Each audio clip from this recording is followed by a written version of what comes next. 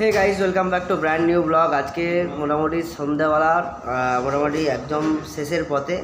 রাত প্রায় বাজে হচ্ছে ঘড়ির কাটায় ঠিক 11টা বেজে 20 মিনিট 15 মিনিট, সরি আমার ঘড়ি 5 মিনিট ফাস্ট আছে, ফাস্ট রাখি।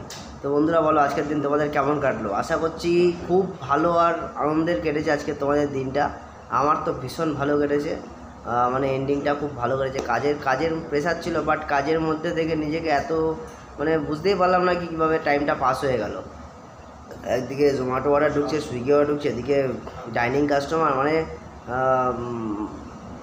এইভাবেই ভালো আনন্দ বেশি লাগে। কি কাস্টমার বেশি থাকলে মানে বোঝা যায় না, আর কাস্টমার না থাকলে মনে হয় কি যে আধা ঘন্টা ধরে কাস্টমার নেই, হচ্ছে আধা ঘন্টাটাই পুরো 2 ঘন্টার সমান লাগে তখন।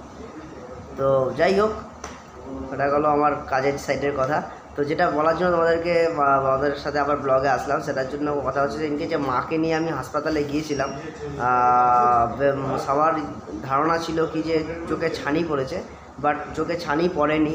ওখানে চোখ পরীক্ষা করলো, পরীক্ষা করে ডাক্তারবাবু বললো যে চোখে ছানি পড়েনি, পাওয়ার এসছে, অত্যন্ত বেশি পাওয়ার এসছে, যার কারণে চোখে ঝাপসা দেখতে পাচ্ছে, মানে চোখে দেখতে অসুবিধা হচ্ছে, পরিষ্কারভাবে দেখা যাচ্ছে না, সেটা বলছে মা।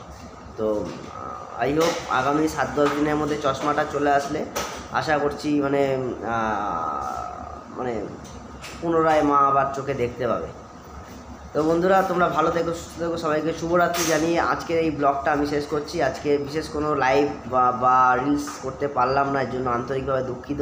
কাজের খুব প্রেশার, রিলস হবে তবে সোমবার থেকে হবে আশা করি, আর তার মাঝে যদি হয় তাহলে তো খুব ভালো কথা, বাট চেষ্টা করছি।